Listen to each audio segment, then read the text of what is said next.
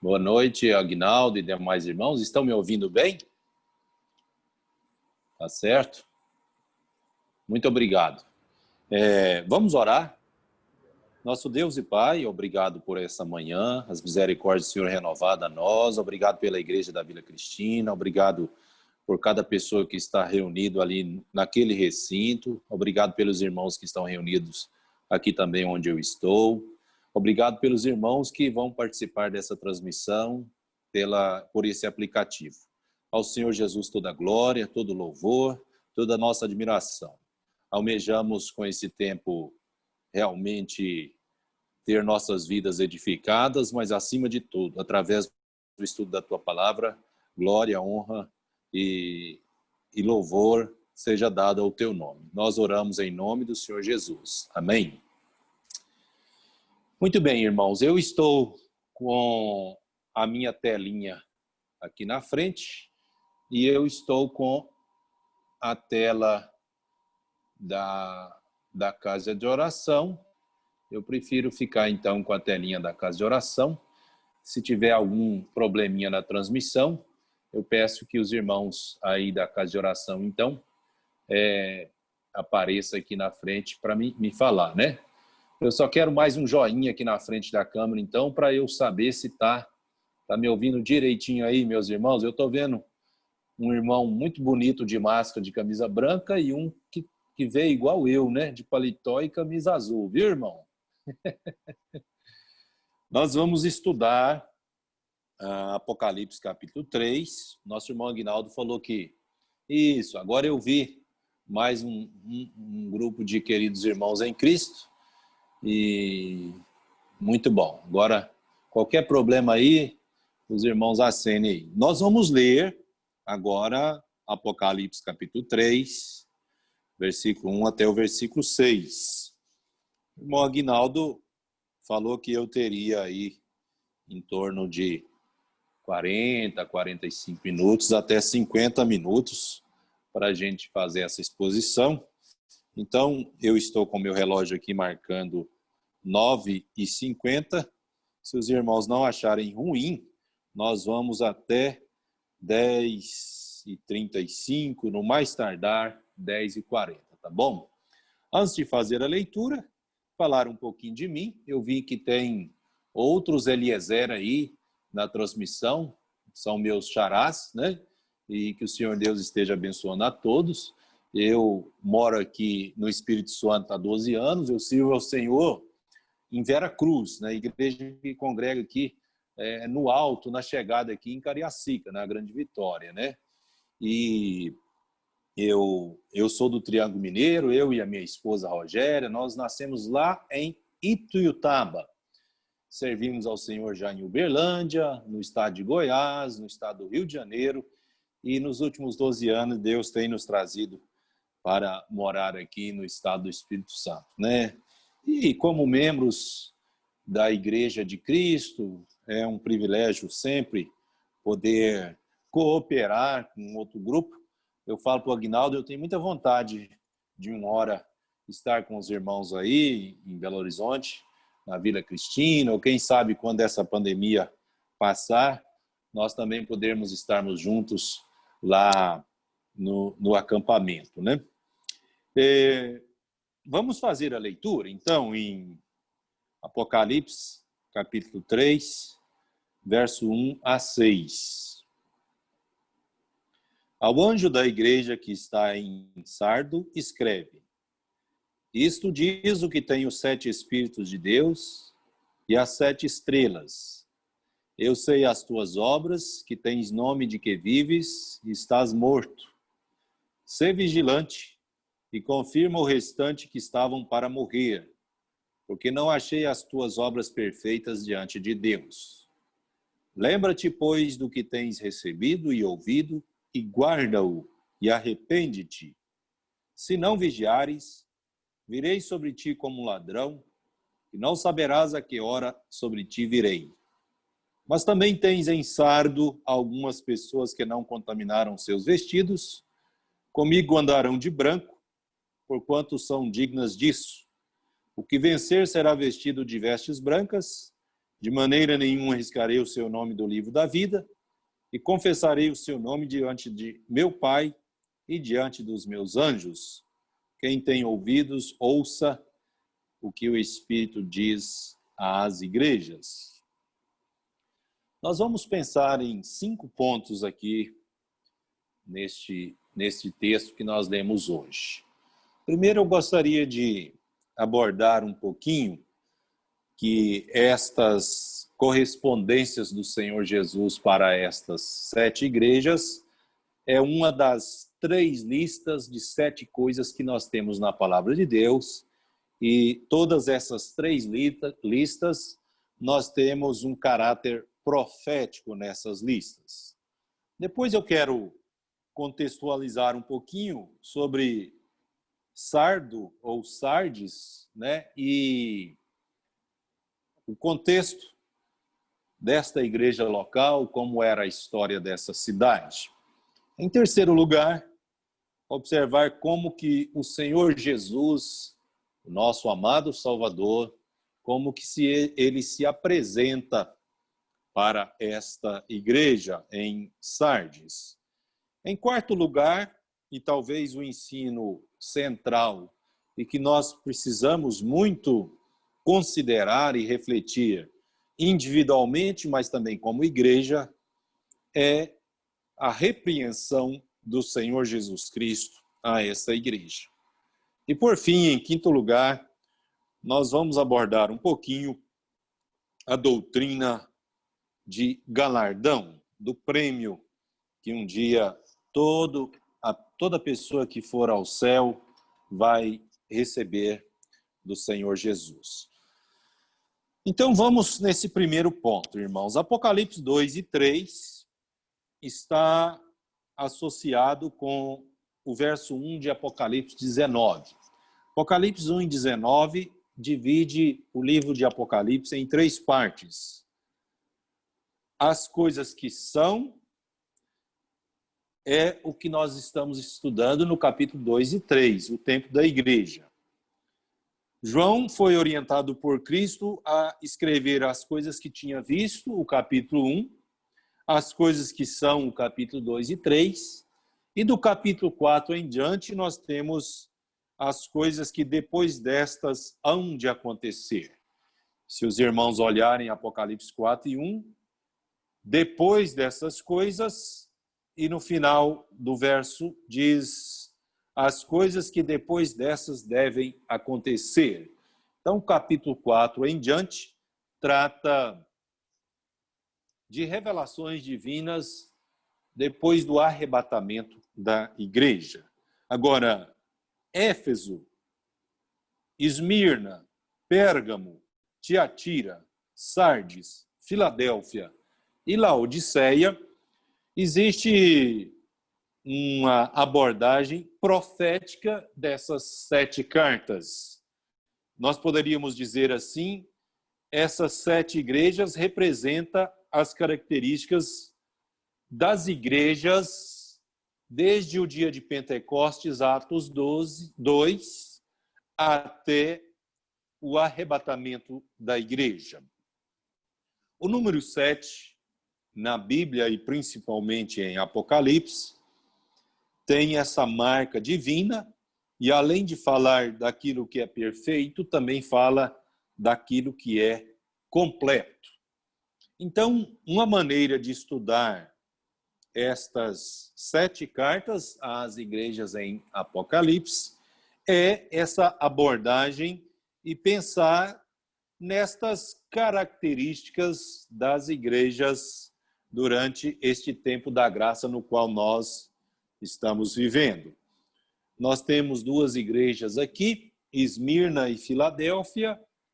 O Senhor Jesus Cristo não faz nenhuma crítica em relação a elas. Mas em relação às outras 5, o Senhor Jesus Cristo faz críticas.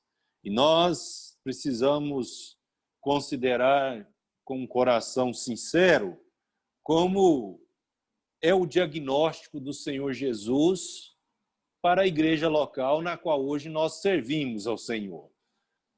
Éfeso apesar de ser uma igreja muito dedicada e trabalhadeira, ela tinha perdido o foco principal, que era fazer as coisas por amor a Cristo. Nós chamamos isso de formalismo.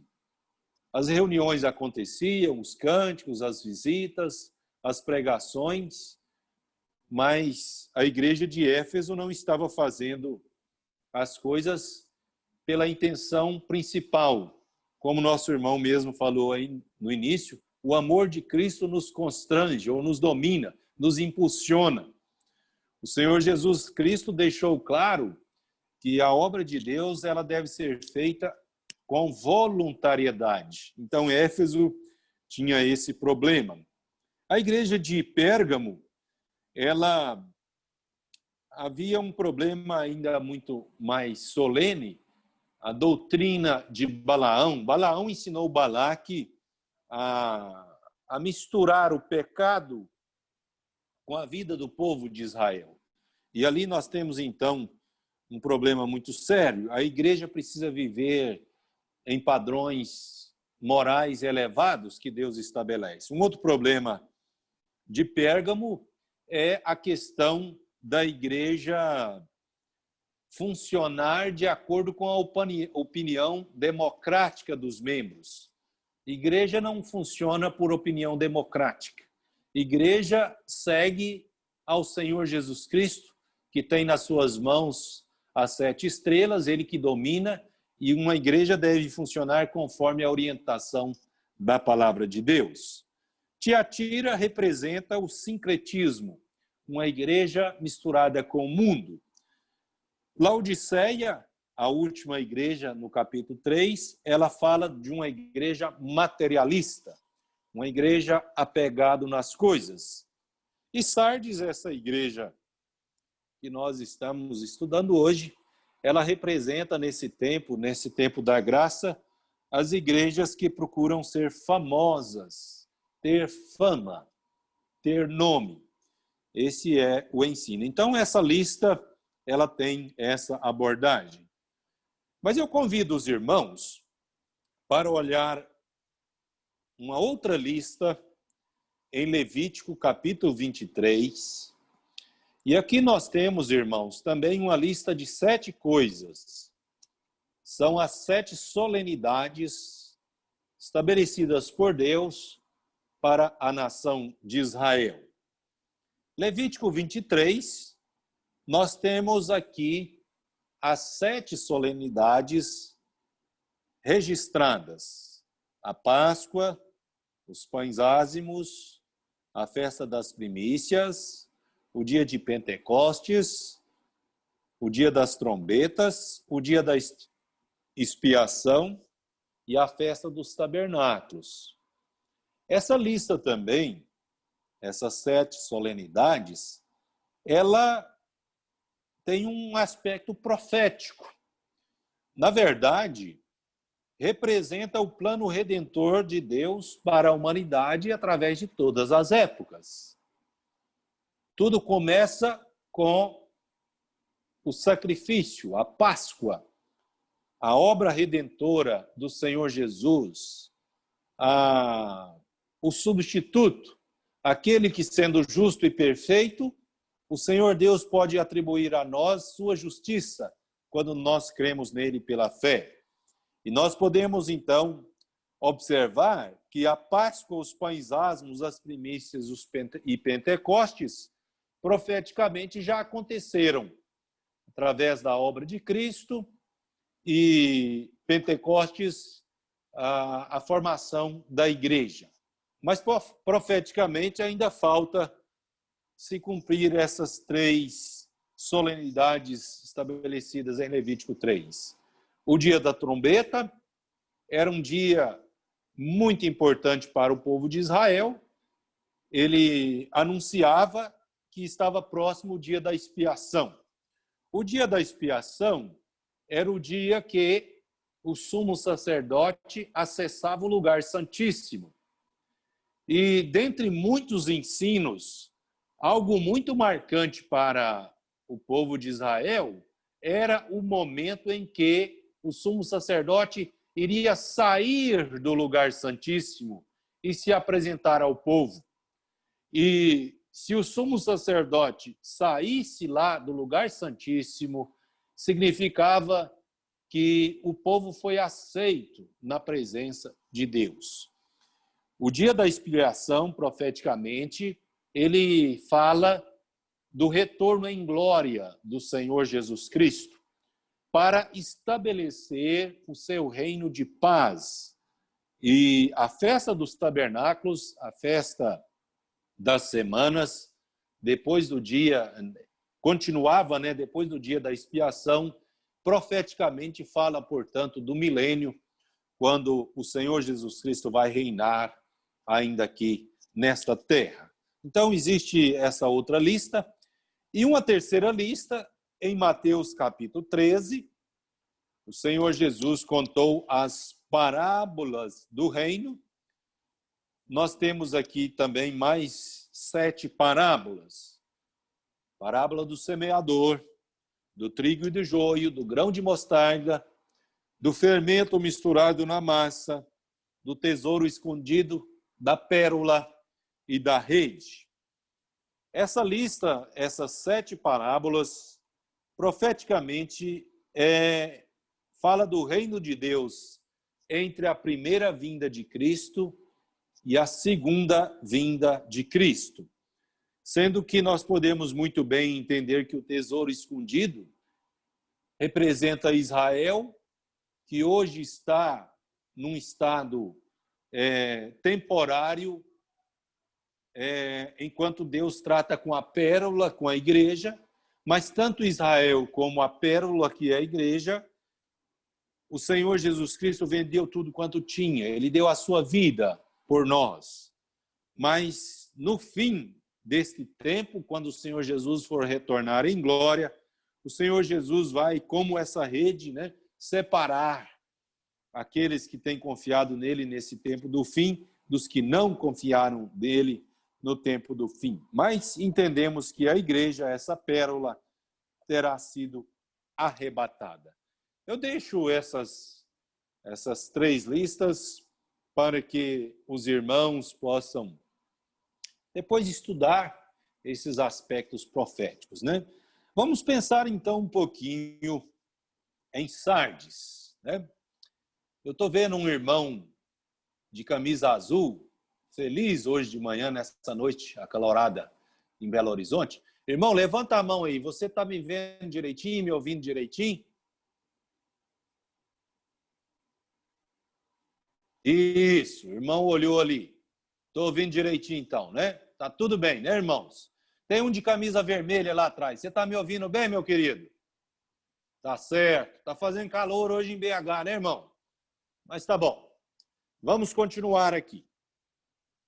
O Senhor Jesus manda, através de João, uma carta para a igreja que estava em Sardo ou Sardes.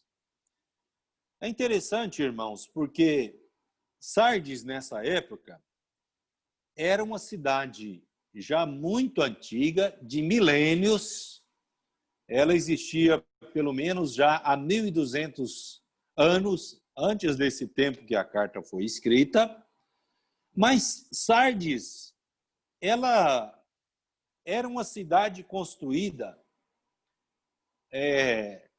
às margens de um rio importante. Ela era uma cidade de negócios, de comércio, mas Sardes tinha uma característica muito curiosa, irmãos, que a parte, vamos dizer assim, a parte de trás de Sardes era uma montanha muito íngreme e era quase impossível de acessar um exército invasor, acessar essa cidade. E por isso, Sardes foi, por muitos anos, considerada uma cidade que não se podia atingir. Então, os cidadãos de Sardes, eles se tornaram pessoas muito autoconfiantes, muito autoconfiantes. E a história registra, por exemplo, um rei muito famoso, ele lutou contra Ciro. Ciro é um homem na Bíblia muito importante, porque Ciro foi o rei persa, dos medo-persas, que autorizou o povo de Judá a retornar para Jerusalém, reconstruir não só Jerusalém, mas reconstruir o templo. Mas no ano mais ou menos 539 a.C., foi que Ciro emitiu esse decreto, conforme Jeremias havia profetizado, conforme Isaías havia profetizado, e o povo de Israel, no tempo de Zorobabel, no tempo de um servo de Deus chamado Josué, Neemias, Esdras, eles retornaram ali para a terra. Mas no ano 546 a.C., o rei de Sardes tinha atacado o rei Ciro. E o rei Ciro veio em direção ali à Ásia Menor e ele cercou Sardes. Mas Sardes era uma cidade, era muito difícil de atacar, porque ela ficava numa parte alta e os soldados de Sardes protegiam aquela entrada, aquele portão na chegada. Mas o que um soldado famoso fez? Ele invadiu, ele subiu pelo lugar difícil e Sardes não vigiou, não teve cuidado. E então, naquela ocasião, Ciro dominou a cidade de Sardes. E Sardes, então, foi atacada, os soldados entraram lá, abriram os portões e o reino Medo-Persa dominou Sardes. Isso depois aconteceu no século III a.C. também, quando Antíoco, um soldado dele também invadiu, sendo grego, invadiu Sardes da mesma forma. Então, qual que era uma das marcas desta cidade? Faltou vigilância, a autoconfiança. E então aí nós vemos, irmãos, que Sardes, nesse tempo que essa carta foi escrita, vivia numa fama do passado, E então é nesse sentido que parece que a igreja de Sardes também ela vivia com uma fama passada. E aí a gente passa para o terceiro aspecto do que eu queria que nós aprendêssemos, irmãos, é como que o Senhor Jesus se apresenta para essa igreja. Diz aqui no verso 1 que o Senhor Jesus apresenta como aquele que tem os 7 Espíritos de Deus e as 7 estrelas. Os irmãos já devem ter estudado na introdução do livro. O 7 Espírito é uma figura do Espírito Santo na sua plenitude de poder. Então, o que João visualiza, eu vou colocar aqui as minhas duas mãos, os irmãos estão vendo aí, é como se na mão direita do Senhor Jesus, na mão direita, a mão de toda a autoridade do Senhor Jesus, as 7 estrelas, ou seja, o controle do Senhor Jesus sobre as igrejas está na sua mão direita. E na sua mão esquerda, João então vê, a gente não sabe muito bem como, os 7 Espíritos que representam o Espírito Santo. E o que isso significa, queridos irmãos? Quando a gente coloca duas coisas nas mãos e a gente faz esse movimento aqui, a gente lembra de uma balança. A gente lembra de algo que está sendo avaliado. Então, na mão direita do Senhor Jesus Cristo estava aquela igreja, avaliada pelo Senhor Jesus. E na mão esquerda, nós temos o Espírito Santo. Mas por quê? Dentro do tempo da igreja, nós temos uma doutrina, um ensino, que é o Senhor Jesus que oferece o Espírito Santo à sua igreja. Então, o que representa essa maneira do Senhor Jesus Cristo se apresentar para a igreja de Sardes, ou de Sardo? Muito bem. Diante dos recursos oferecidos, o Espírito Santo, qual é a avaliação da igreja de Sardes? Conseguiram entender, queridos irmãos? Nós podemos trazer para o nosso tempo. Diante dos recursos oferecidos, o Espírito Santo e todo o seu poder, qual é o diagnóstico? Qual é a avaliação que o Senhor Jesus Cristo faz hoje da igreja onde eu sirvo ao Senhor, da igreja de Vila Cristina, e se tiver algum irmão ou irmã de outro ajuntamento local? Sabe, irmãos, em primeiro lugar, nós devemos lembrar que da parte de Deus, 2 Pedro capítulo 1 diz que, visto com o seu divino poder, Deus nos deu tudo com respeito à vida e à piedade. 1 Coríntios capítulo 1, verso 7 diz, de maneira que nenhum dom nos falta. Essa semana, eu estava estudando em Zacarias capítulo 4, naquele tempo que o povo de Israel retornou ali da Babilônia, havia ali um líder chamado Zorobabel, e havia também o sumo sacerdote chamado Josué.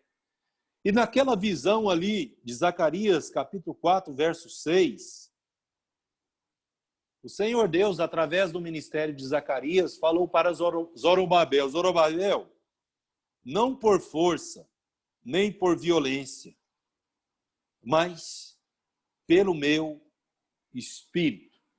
Pelo meu Espírito. Sabe, irmãos, nós como igrejas, e como crentes individualmente também, isso deve ser sempre uma preocupação de cada um de nós. Uma preocupação. Né? Hoje, eu estou aqui tendo esse privilégio tão grande com a internet de poder fazer essa transmissão, pregar a palavra de Deus para os irmãos, mas eu não sou nada, irmãos. Eu sou indigno. Nós todos somos indignos, irmãos. Nós não merecemos nada do Senhor Deus. Então, as coisas de Deus se fazem buscando o poder do Espírito Santo. O poder do Espírito Santo.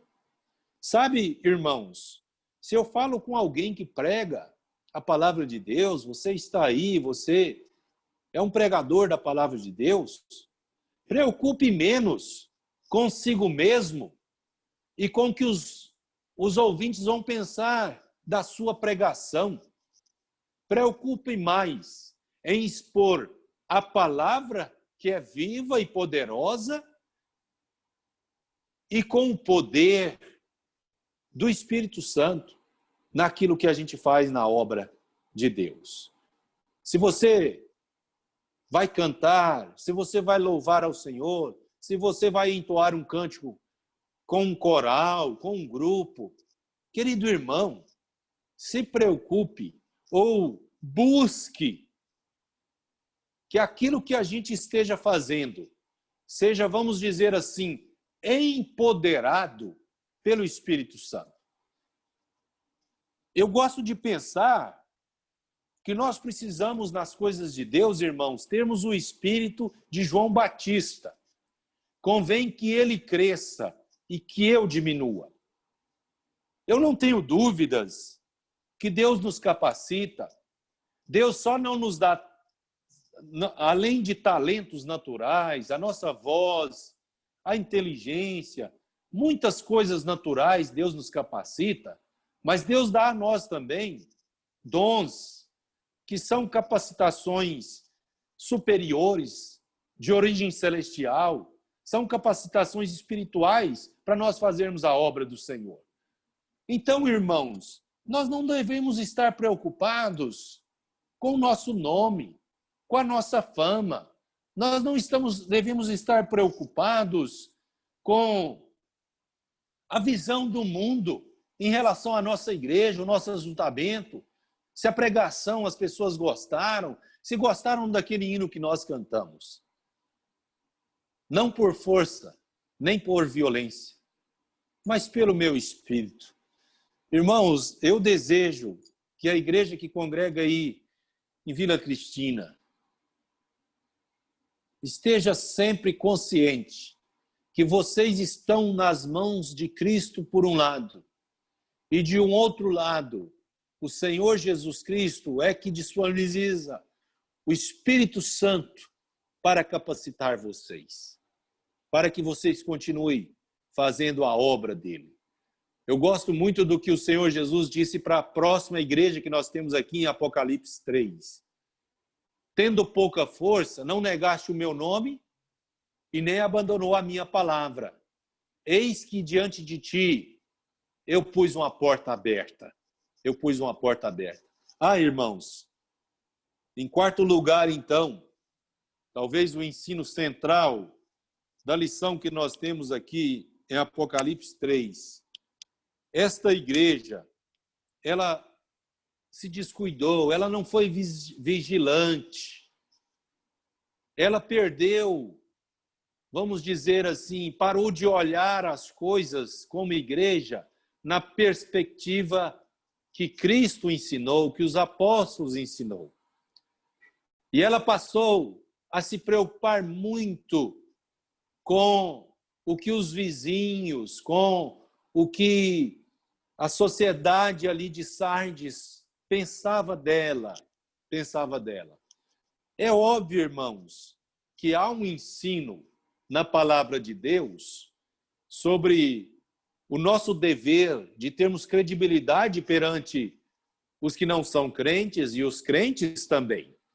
Mas a prioridade principal de uma igreja, ela deve ser vigilante em estar agradando ao Senhor Jesus Cristo. Então, eu gosto muito de pensar, irmãos, qual é o diagnóstico do Senhor Jesus Cristo?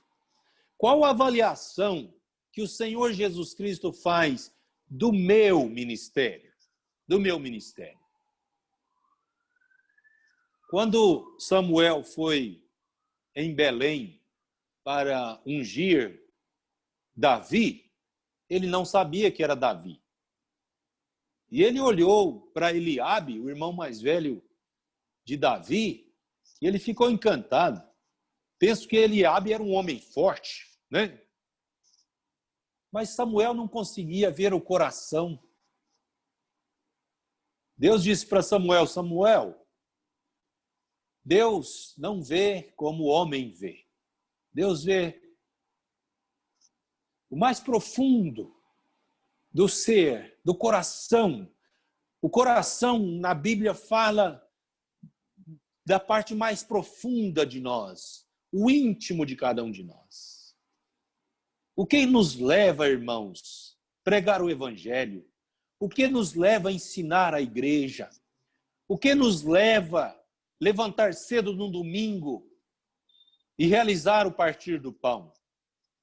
O que é, irmãos?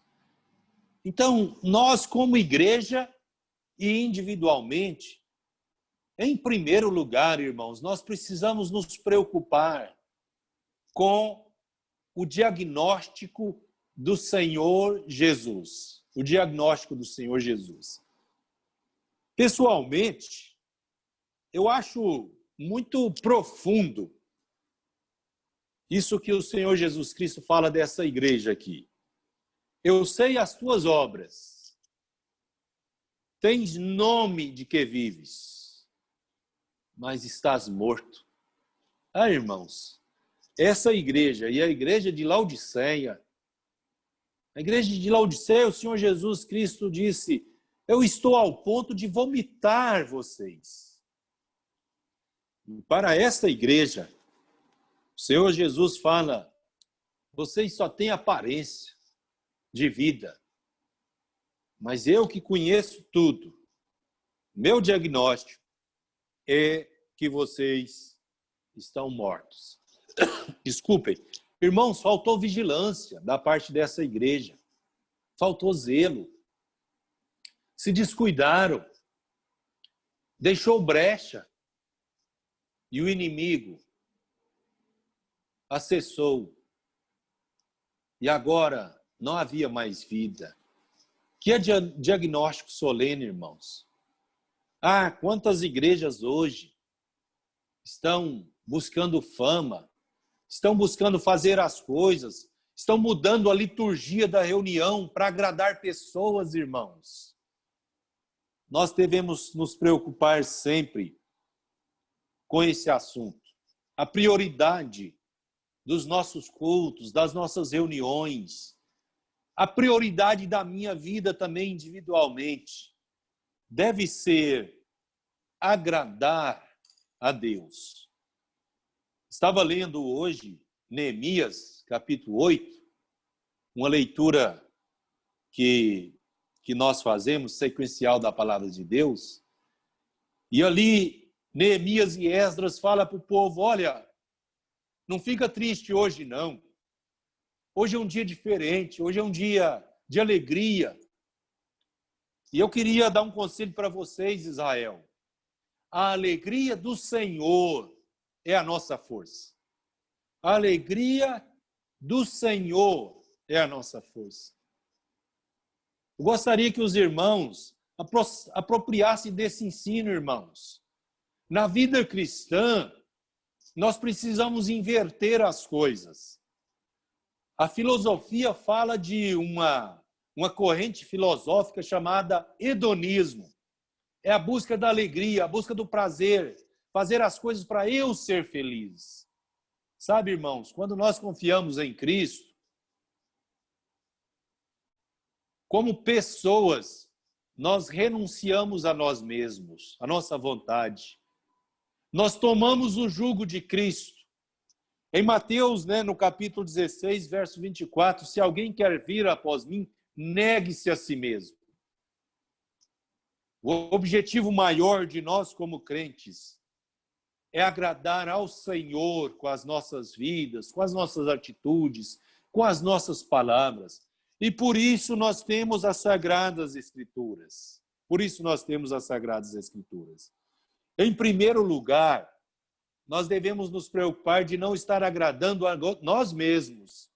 Em segundo lugar, irmãos, nós precisamos nos preocupar de não estar buscando agradar o próximo, o nosso semelhante.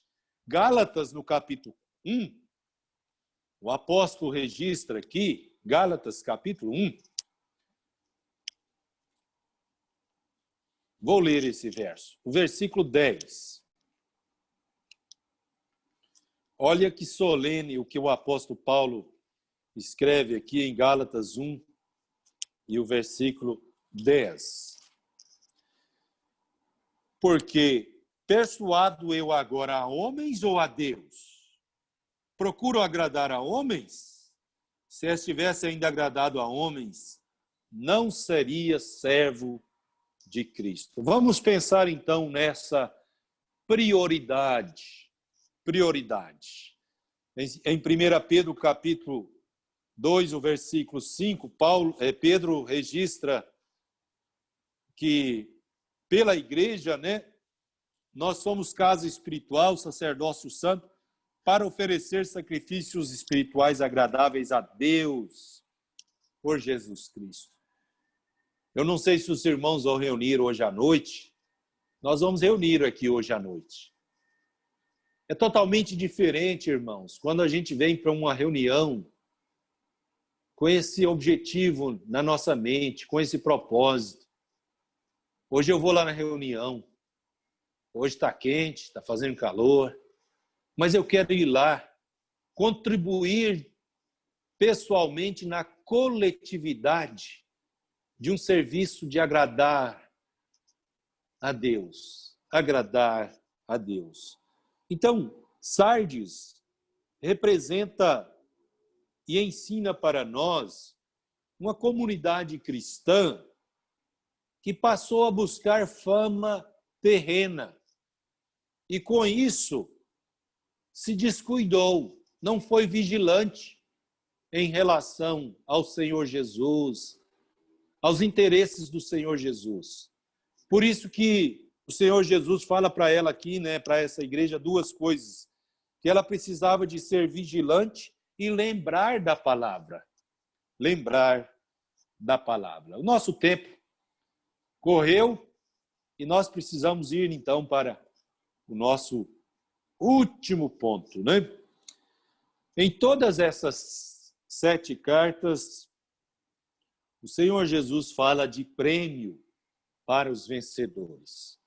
E aqui nós temos no verso 4 e 5 sobre essa doutrina de prêmios. E eu queria, nesses minutos finais, pensar um pouquinho sobre esse assunto. Irmãos, se eu e você, se a igreja a qual nós servimos ao Senhor, se nós vamos ser avaliados um dia, e nós temos essa doutrina muito clara na palavra de Deus, 2 Coríntios capítulo 5, todos nós vamos comparecer diante do Bema, né, o tribunal de Cristo. 1 Coríntios capítulo 3, olhe, preocupe como que tem sido a sua participação na edificação desta igreja que pertence ao Senhor Jesus.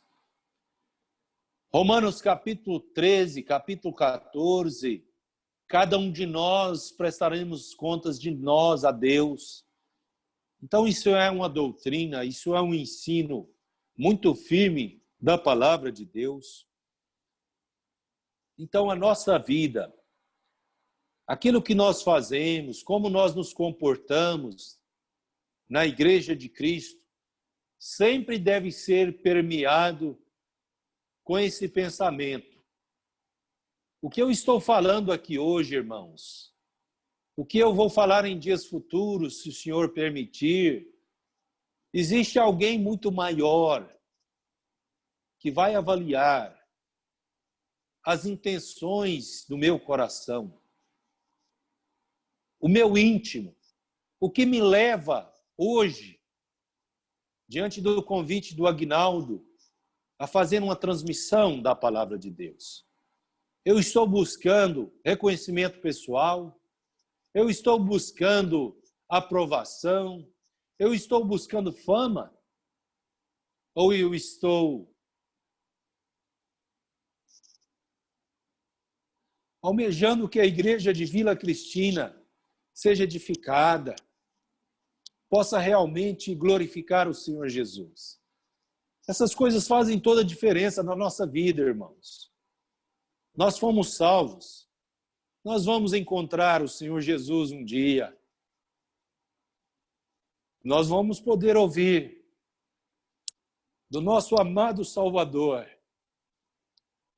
no pouco foste fiel, meu servo, sobre o muito eu vou te colocar. Ah, irmãos, essa doutrina do Tribunal de Cristo, ela mexe muito com o meu coração. Ela impacta muito o meu ministério.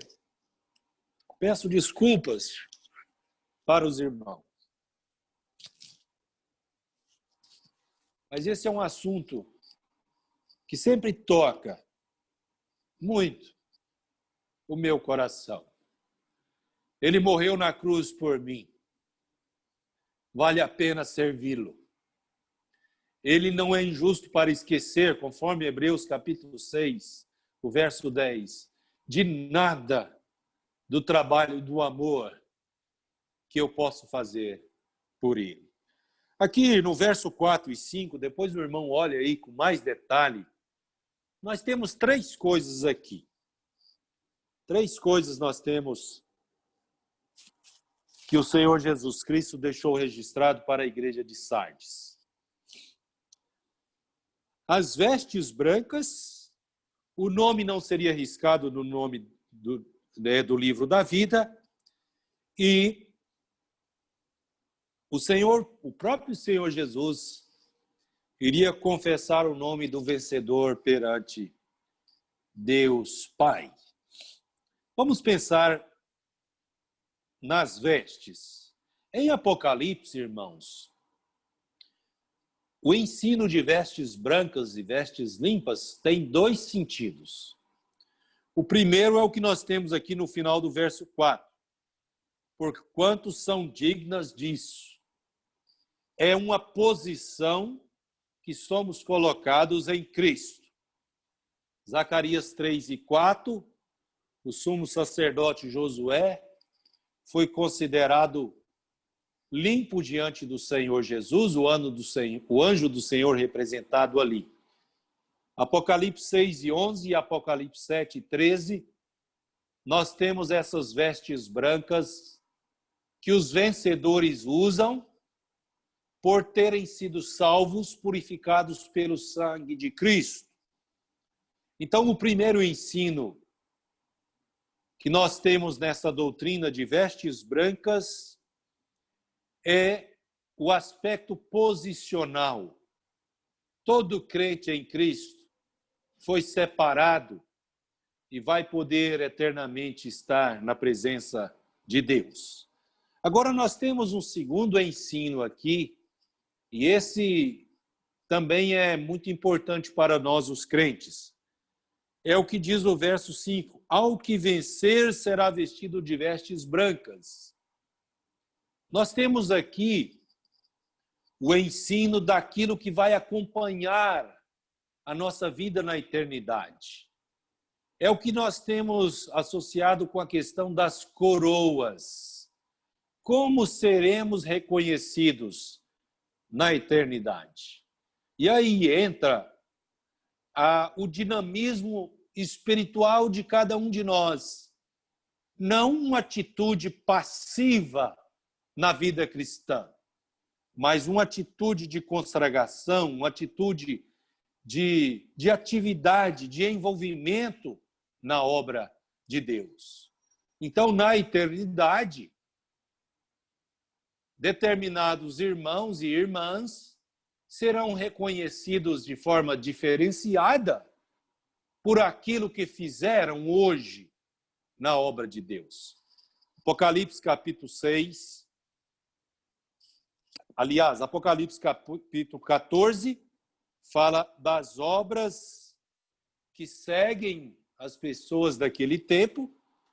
Apocalipse capítulo 19, verso 8, fala que o linho fino representa as justiças dos santos, ou seja, um aspecto daquilo que nós podemos agir hoje de forma diferente e contribuir para a obra de Deus e seremos reconhecidos eternamente por essas obras. Então, o irmão que é um ensinador da palavra de Deus, lembre sempre desses dois aspectos das vestes brancas. Isaías 64 e 6 diz que as nossas justiças são como trapos de imundícia perante Deus. Mas nós podemos ser justificados pelo sangue de Cristo e o Senhor Jesus imputa a nós a sua justiça. E então nós podemos ser aceitos na presença de Deus. Vestes brancas é a figura que nós temos da palavra de Deus. Mas aquilo que nós contribuímos e fazemos na obra do Senhor também está associado esse segundo sentido do prêmio, né? Que nós, irmãos, sejamos encorajados a servir ao Senhor com fidelidade, vigilantes, como é o ensino da igreja de Sardes, procurando pensar sempre nesta prestação de contas que nós teremos com o nosso Senhor Jesus. O nosso tempo passou, nós temos aqui que o nome não será apagado do livro da vida, não que é possível perder a salvação, mas é um sentido que o Senhor Jesus fala aqui, um incentivo ao vencedor. Você pode estar certo que você, sendo um crente em Cristo, o seu nome está no livro da vida, não será apagado, e então vale a pena, né? Você é um cidadão lá do céu, não de Sardes, não dessa cidade que tem uma fama passada, mas é uma maneira que o Senhor Jesus fala de um reconhecimento futuro. E, por fim, né, o nome reconhecido diante de Deus. Irmãos, não ter fama aí em Belo Horizonte, aí em Contagem, aí em Betim, na Grande BH, em Minas Gerais, ou eu aqui no Espírito Santo. Ser um dia reconhecido na presença de Deus, confessado diante de Deus Pai, através do Senhor Jesus Cristo, aquilo que sabe tudo de cada um de nós. Portanto, isso foi o que Deus colocou no meu coração. Que vocês, meus irmãos, se preocupem com o que Cristo pensa de vocês, seja individualmente, mas seja também como igreja local. Preocupar um pouco menos com o que esse mundo perdido se preocupa conosco, mas procurar fazer as coisas preocupado com a orientação da palavra de Deus e com esta avaliação, com este diagnóstico que o Senhor Jesus Cristo tem sobre cada um de nós. Amém? Vamos orar. Obrigado por esse tempo, por essa exposição. Nós pedimos, Senhor Jesus, que o Senhor aplique, através do Espírito Santo, essa pregação no coração, na mente, fazendo mudança de vida em cada um de nós. É a oração que fazemos com louvor e gratidão, no nome do Senhor Jesus. Amém?